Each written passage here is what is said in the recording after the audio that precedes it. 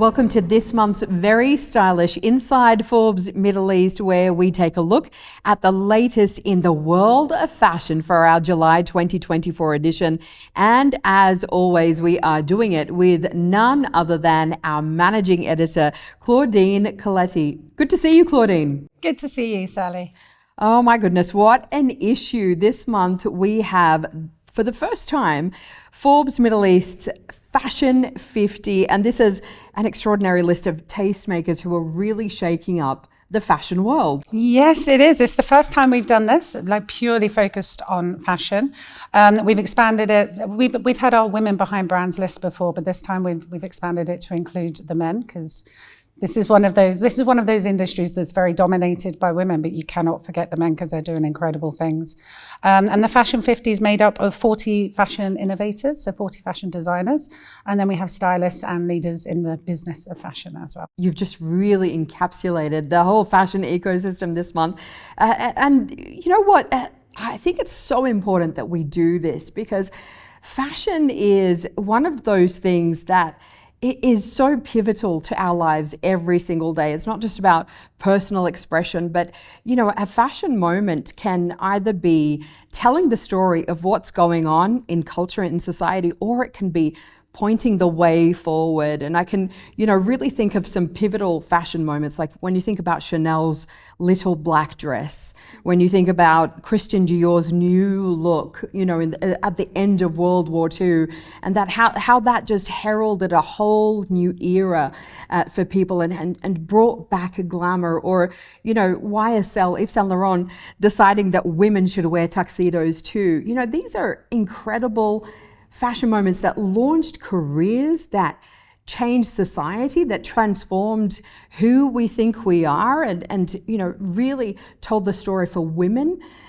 where they're going. It's just incredibly exciting, incredibly pivotal.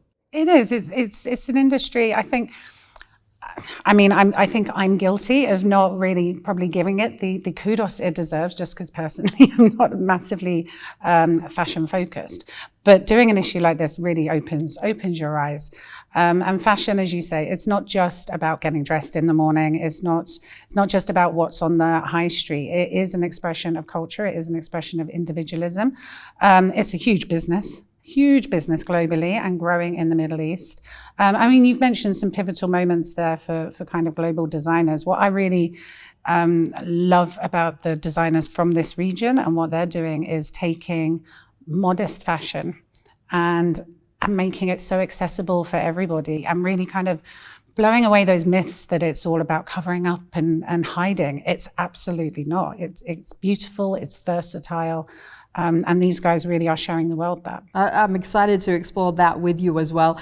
And you highlight something that's really important here. And it is, in fact, modest fashion. And it's not just for Muslim women. It is something that is growing in popularity for women all over the world. And I know you have a story for us on that. But let's talk about our cover star for this edition. It is none other than the legend of fashion, Elie Saab, who is a Lebanese designer that many may recognize the name of, because he's dressed the most famous, the most incredible names in Hollywood.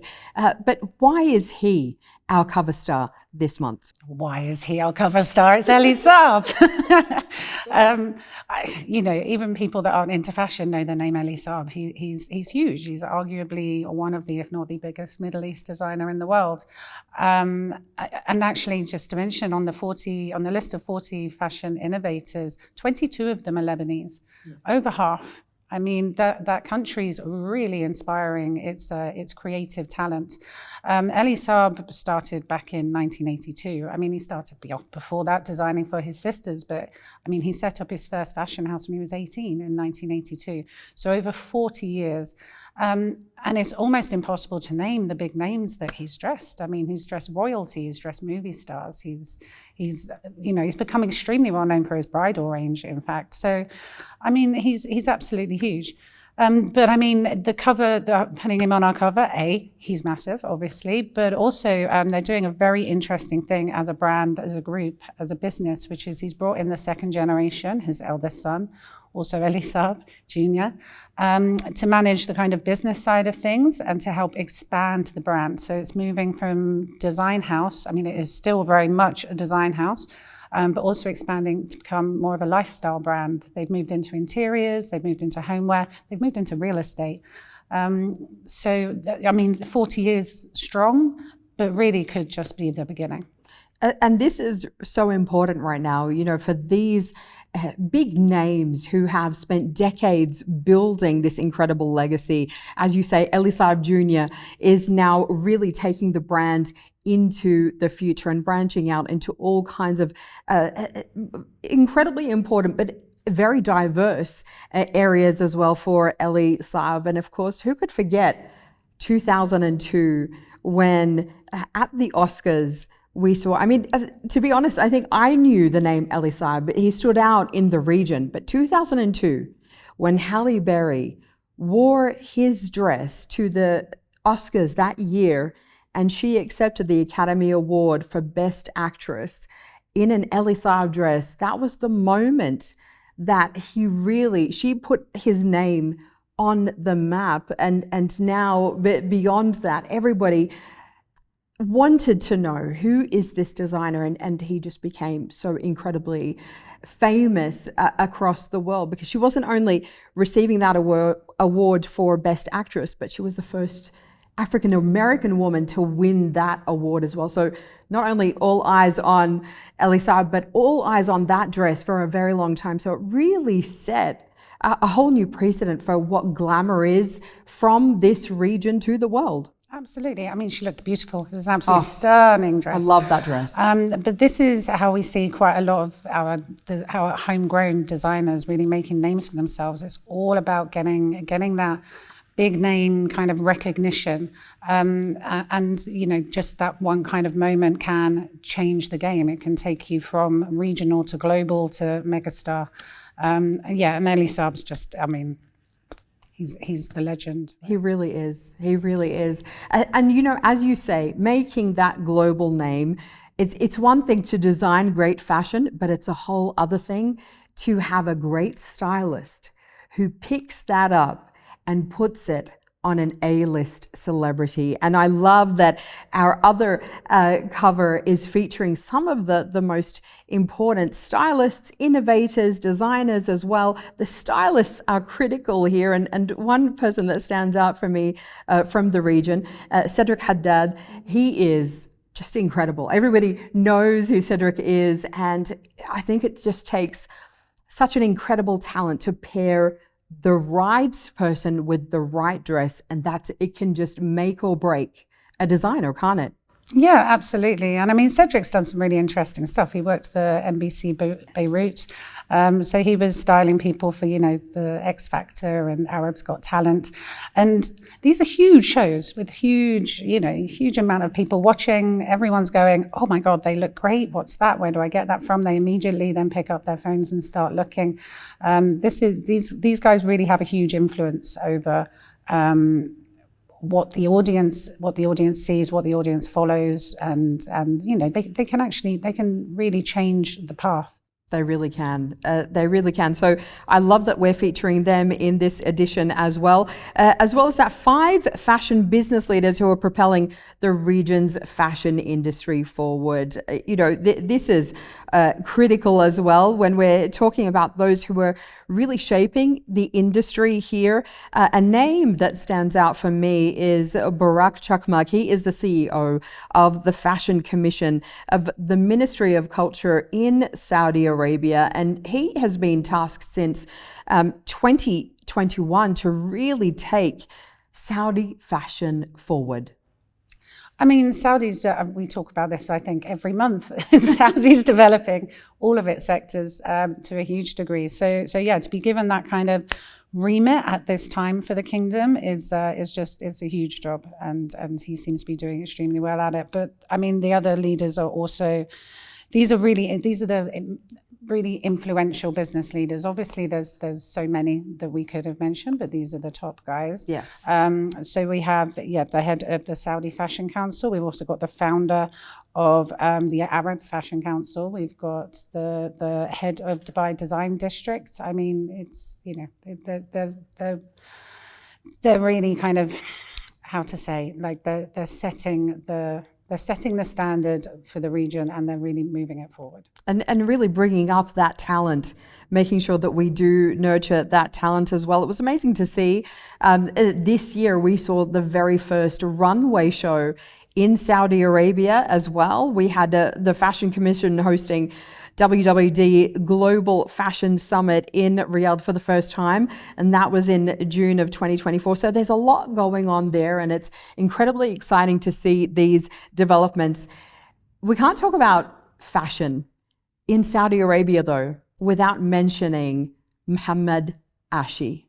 And he is a haute couture designer who has been making waves for years now, but he is garnering attention for something completely different, for getting his fashion on a whole different runway. He is, yeah. So he was actually the first fashion designer on Haute Couture Week for Paris last year. And he was back there this year, obviously showing his new fall-winter collection. But he also revealed 15 of 35 looks that he's designed for Riyadh Air, which is a new airline that hasn't taken its first flight yet. It's due to next year. But he's designed can't call them uniforms, because he's like, they're not uniforms, they're looks. Yeah. And they're very much designed to evolve and can be, they can be changed and evolve. I love that they change. Times.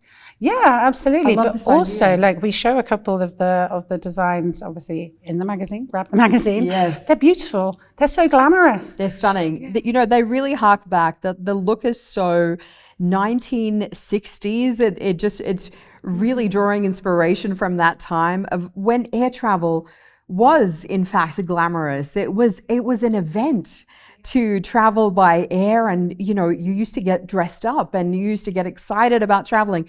Now some people dread it. Don't get me on a plane. It's as comfortably as you possibly can, basically in your pajamas. Looking at some of the designs that he's created for Riyadh Air, we're going to be looking at the crew thinking, oh my God, where did she get that? I know. Exactly. I want that too. I want to wear that too. Exactly. What I love about the colors though as well is that he's drawing inspiration from the lavender fields in Saudi Arabia. And I think very few people know that in the north of the country, there are incredible lavender fields. In fact, to the point where there are two national colors for Saudi Arabia. They have the green and they have the lavender. That's a national color for them. And so he's taken inspiration from that. And it's just phenomenal. He's a designer who has been doing amazing things for so long. And I think we don't realize, we see beautiful clothes, but, fashion is about that kind of coming together of art, of culture, and of architecture and engineering. What goes on in a dress, in an outfit, in a coat, when he brings those clothes down the runway for Haute Couture Week, they are incredible, incredible creations. How they are put together, how they are designed, the inspirations behind them, they're true works of art. So it's amazing for Riyadh Air to have someone like Mohammed Ashi to design this. Absolutely. Interesting fact as well about Mohammed Ashi. He actually studied marketing. Yes. He always wanted to be a designer. He always knew he had that, that calling in him. But obviously his family were like, maybe try something else first. Yes. And he studied marketing before he then obviously went on to Paris to study fashion. But those kind of stories actually, they do resonate throughout this list, actually. People starting off on one path and going, no, it's not for me. It's like a burning desire that you can't get rid of. It's a calling, and like you say, they're artists. Yes, they are. And you have to have that talent and that eye and that feeling. And it's a tough industry. If you don't love it and if you're not brilliant at it, it's very easy to fall by the wayside. So it's incredibly exciting to see him doing big things. Claudine, you have a great story in this edition as well, all about Ghada Al Subaey. She is the founder and CEO of 1309 Studios and The Cutting Studio as well. Somebody who is really propping up Qatari fashion. Yeah, it was just so interesting to speak to Ghada, honestly. So she's one of only actually 2 Qatari designers that are on our list. So we were like, we have to speak to one of these pioneers. She's actually been working in fashion for 12 years, but she started out doing something completely different. She went into accounting. I mean, and she's an artist. So obviously she went into accounting. She's like, no, this isn't for me. I have this calling. I need to do something with it. Started her first brand with her sisters, which was very successful, but for various reasons ended up winding down, and then starting 1309 Studios again with her sisters. But they went on to do other things. Now she's running that on her own, and she set up the Cutting Studio, which is all about kind of mentoring others, teaching others, showing other people in Qatar who are really interested in the industry of fashion and the design behind it and the process behind it, showing them how that's done. Inviting them into the energy of the sector and giving them a place to explore their own kind of creative ambitions, I guess. She's also one of the designers, one of many I know, but one of the designers, like I mentioned earlier, she's really taking modest fashion and showing the world how absolutely stunning it is for all women. I think she's actually incredible. Modest fashion hasn't been at the forefront of fashion for that long, and it's exciting to see somebody like her, and there are others as well who are really looking at creating modest fashion for the modern woman and what that looks like. And it is breathtaking, it's amazing, and it's like we said, it's not just for Muslim women. There are women of all faiths, of all backgrounds, who love the idea of a more modest look, of really kind of that kind of captures what it is to be fashionable all at the same time, that is not revealing, that is, there is a shift towards that as well. So it's exciting to see designers really getting creative with it and just thinking, okay, how do we make this for the modern woman right now? And she is definitely one to watch. Excited for this story. And there is so much more in this amazing July 2024 edition for us here, Forbes Middle East. There is. It's a very, as you said at the very beginning, a very chic and stylish issue. I love it. I love it. Make sure that you do check out our latest edition of Forbes Middle East that is available right now in print and online. And Claudine, we're going to see you again next month. Yes, looking forward to it, Sally. Fantastic. Thank you. Thank you.